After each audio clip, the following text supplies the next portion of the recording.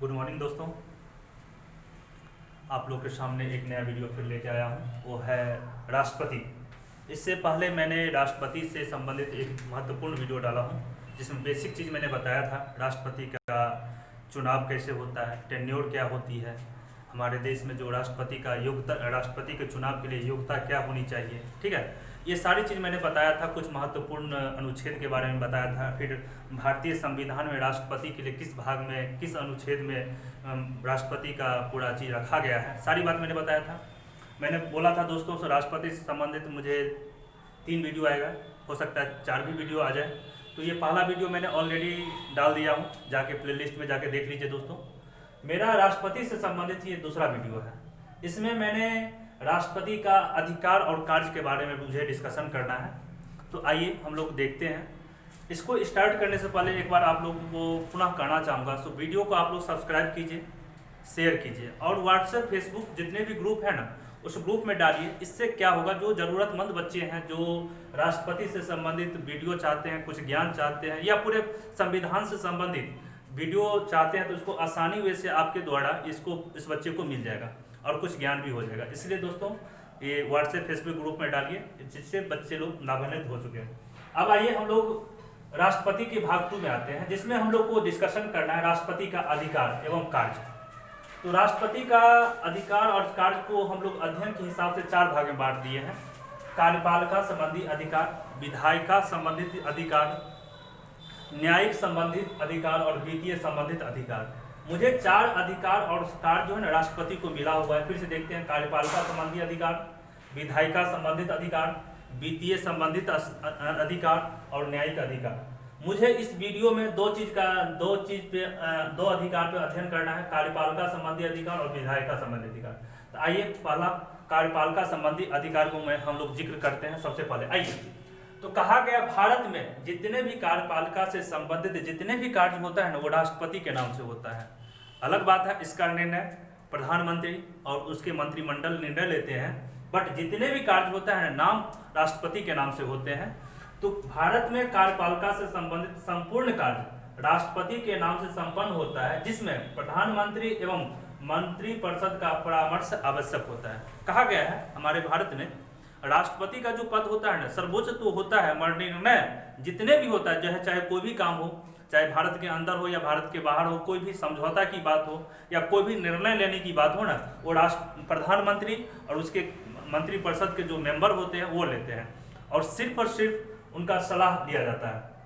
तो वही कहा गया है, भारत में जितने भी कार्यपालिका से संबंधित कार्य तो होगा राष्ट्रपति के नाम से होगा, पर परामर्श प्रधानमंत्री का और उसके मंत्रिमंडल का जितने भी सदस्य होते हैं, मंत्रिपरिषद का जितने भी सदस्य होते हैं, उनका परामर्श आवश्यक माना गया है। दोस्तों आइए, यहाँ हम लोग समझ गए हैं कार्यपालिका से संबंधित टोटल बात। संपूर्ण काम होता है राष्ट्रपति का, निर्णय और सलाह परामर्स प्रधानमंत्री और मंत्रिपरिषद से लेना जरूरी होता है राष्ट्रपति को। आइए अब आते हैं, जब चुनाव होता है लोकसभा का, तो लोकसभा में चुनाव होने के बाद जो बहुमत दल के नेता होते हैं ना, उसका जो बहुमत दल के जो बहुमत के द्वारा जो सबसे ज्यादा आधा से अधिक लोकसभा में सीट जो जीत के आते हैं, जीतने के बाद जो उस दल का जो नेता होते हैं वो राष्ट्रपति के पास जाते हैं। तो राष्ट्रपति उनको बुलाया जाता है शपथ के लिए। तो पूछा जाता है प्रधानमंत्री को नियुक्त कौन करता है, तो राष्ट्रपति। यानी लोकसभा के जो बहुमत दल के नेता होते हैं वो प्रधानमंत्री के लिए चुना जाता है, तो उसके लिए राष्ट्रपति नियुक्त करते हैं। तो कहा जाता है तो प्रधानमंत्री की नियुक्ति कौन करता है, तो राष्ट्रपति। बहुत महत्वपूर्ण क्वेश्चन है दोस्तों, याद रखेंगे। कभी कभी क्या करते हैं, पूछ देते हैं प्रधानमंत्री की नियुक्ति कौन करता है, जनता, संसद, राष्ट्रपति, उपराष्ट्रपति। तो मेरा आंसर होगा राष्ट्रपति। आइए अब आगे क्या होता है, जब राष्ट्रपति शपथ दिला के प्रधानमंत्री को नियुक्त करते हैं, तो प्रधानमंत्री के परामर्श पे, विचार विमर्श पे जितने भी इसके मंत्रिपरिषद का जो सदस्य होते हैं उसकी नियुक्ति करते हैं। तो अगला क्वेश्चन, प्रधानमंत्री के सलाह पर मंत्रिपरिषद के सदस्य की नियुक्ति कौन करते हैं, राष्ट्रपति। साथ ही प्रधानमंत्री को और मंत्रिपरिषद के जितने भी सदस्य होते हैं उनका शपथ भी कौन दिलाते हैं, तो वो राष्ट्रपति दिलाते हैं, याद रखेंगे दोस्तों। तो प्रधानमंत्री की नियुक्ति, साथ ही प्रधानमंत्री के परिषद के या भारत के मंत्रिपरिषद के जो सदस्य होते हैं, जो कि प्रधानमंत्री की सलाह पर नियुक्त करते हैं, उनका सभी का नियुक्ति राष्ट्रपति, साथ साथ शपथ भी दिलाते हैं राष्ट्रपति, याद रखेंगे। अगला पॉइंट, राष्ट्रपति द्वारा निम्नलिखित व्यक्तियों को प्रधानमंत्री एवं मंत्रिपरिषद की सलाह पर नियुक्त करता है। अब आइए हम लोग यहाँ लगभग 5, 7, 10 महत्वपूर्ण पद दिया गया है दोस्तों। इसमें हम लोग को ये जिक्र करना है कि जितने भी ये आयोग के अध्यक्ष, सदस्य और जो पद है उसकी सभी की नियुक्ति राष्ट्रपति के द्वारा होता है, मगर जो इसको जो नियुक्त करने की जो परामर्श होती है उसका जो फाइल दिया जाता है राष्ट्रपति के पास, उनको आप नियुक्त कीजिए, तो परामर्श और सलाह मंत्रिपरिषद और प्रधानमंत्री से लेना राष्ट्रपति को बहुत ही आवश्यक होता है। वो कौन कौन सा पद है जिसकी नियुक्ति राष्ट्रपति के द्वारा करता है? प्रधानमंत्री और मंत्रिपरिषद के सलाह पे, तो वो देखिए महत्वपूर्ण है। नियंत्रक एवं महालेखा परीक्षक, जिसको कैग बोलते हैं, उसको तो पूछा जाता है नियंत्रक एवं महालेखा परीक्षक, जो कि भारत की या राज्य की जितने भी लेखा जोखा होता है वो नियंत्रक एवं महालेखा परीक्षक करते हैं। इसके बाद निर्वाचन आयुक्त जो कि हमारे देश में लोकसभा की, राज्यसभा की, राष्ट्रपति का, साथ साथ जितने भी राज्य का जो विधानमंडल का जो चुनाव होता है, विधान परिषद का और विधानसभा का जितने भी चुनाव होता है, केंद्रीय निर्वाचन आयुक्त के द्वारा होता है, उन्हीं के द्वारा होता है। तो निर्वाचन आयुक्त, सर्वोच्च न्यायालय के जो मुख्य न्यायाधीश होते हैं उनकी, मानवाधिकार आयोग का अध्यक्ष एवं सदस्य, जैसे ST अनुसूचित जाति आयोग, अनुसूचित जनजाति आयोग जिसको ST कहते हैं, OBC आयोग और महिला आयोग, ये सभी जितने भी आयोग होते हैं उसका अध्यक्ष और सदस्य की भी नियुक्ति राष्ट्रपति के द्वारा करवाया जाता है। संघ लोक सेवा आयोग जिसको UPSC बोलते हैं, उसका अध्यक्ष एवं सदस्य भी राष्ट्रपति के द्वारा होता है। राज्यों में राज्यपाल, केंद्र प्रशासित में उपराज्यपाल और शासक भी कह सकते हैं, क्योंकि राज्यों में राज्यपाल होता है और केंद्र प्रशासित राज्य में उपराज्यपाल और शासक की नियुक्ति भी राष्ट्रपति के द्वारा होता है दोस्तों। साथ ही विदेशों में राजदूत और उच्चायुक्त की भी नियुक्ति राष्ट्रपति के द्वारा किया जाता है, बट सलाह होनी चाहिए प्रधानमंत्री और मंत्रिपरिषद की सलाह पर ही नियुक्त करते हैं। तो आशा करते हैं आप लोग ये सारी बात समझ में आ गया होगा। यदि एक बार देखने के बाद नहीं समझ में आता है तो वीडियो को बार बार देखिए, 1 बार 2 बार 3 बार। आशा करते हैं आप बार बार देखेंगे ना तो काफी चीज आपको समझ में आ जाएगा और याद भी हो जाएगा। और अगली बात ये कहना चाहेंगे, जब आप ये लोग पढ़ते हैं तो एक प्रॉपर नोट बनाइए, पेन कापी साथ में रखिए, और मैं बहुत सा बात एक्स्ट्रा भी बोलता हूं तो उसको भी नोट करते जाइए। वीडियो को पॉज करके लिखिए और समझिए। अब कोई दिक्कत हो, कोई समस्या हो तो कमेंट बॉक्स में बताइए मुझे, मैं इसको हल करूंगा। आगे पॉइंट आते हैं। अब देखिए नियुक्ति तो इसको करते ही हैं, साथ साथ एक बात ये भी याद रखना है, जैसे मान लिया जाए निर्वाचन बहुत सा ऐसा पद है, मुख्य न्यायाधीश, नियंत्रक एवं महालेखा परीक्षक, निर्वाचन आयुक्त, संघ लोक सेवा आयोग के अध्यक्ष एवं सदस्य की हटाने की प्रक्रिया, तो इसको हम लोग डायरेक्ट राष्ट्रपति द्वारा नहीं हटाया जा सकता। ये जो पद लिखा हुआ है, मुख्य न्यायाधीश, नियंत्रक एवं महालेखा परीक्षक, निर्वाचन आयुक्त, संघ लोक सेवा आयोग के अध्यक्ष एवं सदस्य, इसको हम लोग डायरेक्ट राष्ट्रपति के द्वारा हटाया नहीं जा सकता। इसको संसद में महाभियोग लगा के हटाया जाता है। जिस तरह से राष्ट्रपति को हटाने की प्रक्रिया महाभियोग के द्वारा अनुच्छेद 61 के तहत, उसी तरह जितने भी ये पद, महत्वपूर्ण पद आप देख रहे हैं, उसको हम लोग राष्ट्रपति के द्वारा या ऐसे ही आवेदन के द्वारा इसको नहीं हटाया जा सकता है। इसको हटाने की प्रक्रिया महाभियोग है, जो संसद में लोकसभा और राज्यसभा के सदस्य के द्वारा इसकी कैलकुलेटिंग करके हटाया जाता है दोस्तों। अब आते हैं, आगे बात करते हैं। जिस तरह से कार्यपालिका संबंधी अधिकार मेरा कंप्लीट हो गया। अब विधायकी अधिकार। विधायकी अधिकार मतलब जहां कानून बनती है, हमारे देश में जो कानून लागू होती है, उस कानून बनाने में राष्ट्रपति का क्या कार्य है और क्या अधिकार है, उसके बारे में हम लोग को समझना है। तो सबसे पहले हम लोग आगे देखेंगे दोस्तों 29 पॉइंट महत्वपूर्ण है, बहुत VVI ऑप्शन है। जैसे संसद, सांसद व्यक्ति होते हैं, संसद एक प्लेस होता है। तो संसद जो होता है ना, सबसे पहले हमारे देश में जितने भी कानून बनता है वो संसद में बनती है, रोड पे नहीं बनती है, किसी घर में नहीं बनती है, किसी सरकार के द्वारा नहीं बनती है। पक्ष और विपक्ष मिलके किसी भी कानून को बनाती है तो वो संसद में बनता है, राज्य देश के लिए, और राज्य के लिए विधानमंडल में बनता है। वहां पर हम लोग राज्य के लिए विधानमंडल में। तो संसद जो बना हुआ है ना, संसद जिसको पार्लियामेंट कहते हैं, इसमें 3 अंग होते हैं, महत्वपूर्ण अंग होते हैं। काफी क्वेश्चन पूछा जाता है BPSC में। ये 3 अंग कौन कौन है तो याद रखेंगे, लोकसभा, राज्यसभा और राष्ट्रपति। ऐसा नहीं लोकसभा और राज्यसभा मिला के संसद बना देंगे, नहीं। लोकसभा, राज्यसभा और राष्ट्रपति तीनों मिलके एक संसद का अंग बनता है। संसद का 3 अंग होता है। कभी काफी महत्वपूर्ण क्वेश्चन है, कभी कभी पूछ देता है, बताइए निम्नलिखित में से कौन संसद का अंग नहीं है? इसमें से लोकसभा, राज्यसभा, विधान, राष्ट्रपति और प्रधानमंत्री दे देंगे।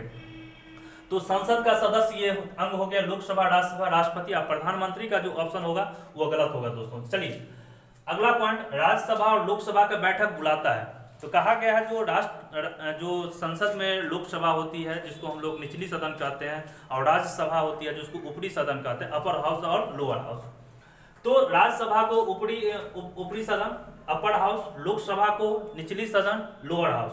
क्यों? बैठक और स्थगित, जैसे हम जानते हैं लोकसभा और राज्यसभा की जो बैठक होती है प्रत्येक 6 माह पर होती है। दोनों प्रथम बैठक और द्वितीय बैठक या 2 बैठक के बीच में 6 माह का से ज़्यादा नहीं होता है। तो उसका बुलाने का जो अधिकार होता है और बैठक को जो खत्म करने का जो अधिकार होता है ना, वो राष्ट्रपति के पास होता है। तो याद रखेंगे दोस्तों, राज्यसभा और लोकसभा की बैठक बुलाता है राष्ट्रपति और स्थगित भी कराता है राष्ट्रपति। अब क्या होता है, हम लोग जानते हैं लोकसभा जो बनती है, लोकसभा और राज्यसभा, तो लोकसभा हर एक 5 साल पर भंग होती है, खत्म होती है। मगर राज्यसभा कहा गया है परमानेंट सभा होती है, परमानेंट होती है, कभी वो भंग नहीं होता है। तो लोकसभा को भंग करता है। क्या होता है, जैसे मान लिया जाए प्रधानमंत्री की नियुक्ति होती है तो 5 साल के लिए होती है। फिर 5 साल के बाद जितने भी लोकसभा के सदस्य होते हैं वो टोटल को टोटल खत्म करके फिर चुनाव में करते हैं 5 साल के बाद, और 5 साल में फिर चुनाव होने के बाद फिर जो नया सदस्य बनते हैं इसको फिर एक सभा बनती है लोकसभा का। तो लोकसभा को जो भंग करती है प्रत्येक 5 साल के अंत में वो राष्ट्रपति के द्वारा करवाया जाता है। अगला पॉइंट दोस्तों, कभी कभी क्या होता है, किसी बिल पे किसी विधेयक पर लोकसभा और राज्यसभा के बीच में मतभेद हो जाता है। तो इस केस में राष्ट्रपति के द्वारा लोकसभा और राज्यसभा का एक संयुक्त बैठक करवाया जाता है। तो पूछा जाता है लोकसभा और राज्यसभा का संयुक्त बैठक कौन बुलाता है? तो राष्ट्रपति बुलाता है। क्यों? किस स्थिति में? जब किसी भी बिल पे या किसी भी विधेयक में जब दोनों सभा में जैसे लोकसभा और राज्यसभा में मतभेद हो जाए तो उस स्थिति में राष्ट्रपति के द्वारा दोनों सभा के सदस्य को एक साथ बुलाया जाता है, तो राष्ट्रपति के द्वारा। बट एक महत्वपूर्ण क्वेश्चन दोस्तों, जब राष्ट्रपति के द्वारा जब लोकसभा और राज्यसभा की सदस्य को बुलाया जाती है तो उसकी संयुक्त बैठक होती है। उस संयुक्त बैठक में इसकी जो अध्यक्षता किया जाता है वो किसके द्वारा किया जाता है? तो याद रखिएगा लोकसभा के अध्यक्ष के द्वारा। याद रखेंगे लोकसभा और राज्यसभा के संयुक्त बैठक की अध्यक्षता कौन करता है? तो लोकसभा का अध्यक्ष। आगे आइए, अब क्या होता है, हम जानते हैं संसद में 3 अंग होते हैं, लोकसभा, राज्यसभा और राष्ट्रपति। तो राष्ट्रपति हटाइए, लोकसभा और राज्यसभा। तो क्या होते हैं, राष्ट्रपति के द्वारा लोकसभा में और राज्यसभा में भी कुछ मनोनीत सदस्य को लिया जाता है। एक निर्वाचित होता है जो कोई चुन के आया जाता है जनता के बीच में, जनता के द्वारा वो बैठते हैं। साथ साथ हमारे संविधान में इस चीज का भी उल्लेख किया गया है कि राज्यसभा और लोकसभा में कुछ सदस्य बिना जनता के चुनाव के द्वारा में भी उसको हम लिया जा सकता है। तो क्या है, सो देखिए, तो राष्ट्रपति के द्वारा राज्यसभा में कितने सदस्य को नियुक्त किया करता है? तो 12। ऊपरी सदन, जिसमें ऊपरी सदन की मतलब हो गया राज्यसभा, अपर हाउस में राष्ट्रपति के द्वारा 12 सदस्य को नियुक्त किया जाता है।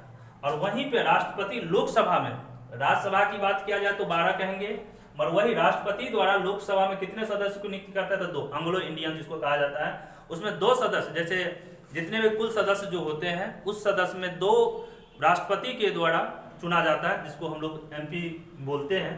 तो राज्यसभा में कुल 12 राष्ट्रपति के द्वारा निर्वाचित मनोनीत किया जाता है और लोकसभा में 2 मनोनीत किया जाता है। और हमसे ये पूछ दिया जाए राष्ट्रपति संसद में कितने सदस्य को नियुक्त करती है? तो संसद जो होती है राज्यसभा और लोकसभा, तो इसमें 12 और 2, तो संसद एक संयुक्त हो गया लोकसभा और राज्यसभा का, इसलिए कुल संसद में पूछा जाए तो 12 कहेंगे। तो यहाँ डिफरेंट 3 क्वेश्चन हो गया। हमसे पूछा जाए, फिर से मैं पुनः इसको बोल रहा हूँ, राष्ट्रपति के द्वारा लोकसभा में तो 2 कहेंगे, राज्यसभा में 12 कहेंगे, और संसद की बात पूछा जाए तो 14 कहेंगे। आइए अब हम लोग 38 की बात करते हैं। बहुत महत्वपूर्ण ये दोनों कंसेप्ट है, तीनों कंसेप्ट है। जितने भी कानून बनता है वो कानून सब संसद में बनता है, मैंने पहले बता दिया था। उस कानून में राष्ट्रपति का जब सिग्नेचर हो जाता है फाइनली, तब जाके कानून बन जाती है। उसमें कहा गया है धन विधेयक को छोड़ के, बहुत सा विधेयक होता है, वित्त विधेयक या धन विधेयक के बाद बहुत सारे देश में जितने भी होता है, जैसे रक्षा की बात किया जाए, रेल की बात किया, सब विधेयक बनता है। जनता की विधेयक की बात किया जाए तो धन विधेयक या वित्त विधेयक को छोड़ के जितने भी विधेयक बनता है, जितने भी विधेयक अतिरिक्त किसी भी प्रकार के विधेयक को जब संसद दोनों सदनों में पारित करके राष्ट्रपति के पास भेजा जाता है और राष्ट्रपति के हस्ताक्षर के बाद ही विधेयक कानून। कहने का मतलब ये हुआ, जब लोकसभा और राज्यसभा में कोई विधेयक पास हो गया, विधेयक पास हो जाने के बाद जब राष्ट्रपति के पास जाता है तो राष्ट्रपति जब तक इस पे सिग्नेचर नहीं करेगा, हस्ताक्षर नहीं करेगा, तब तक वह विधेयक ही रहेगा, कानून नहीं बनेगा।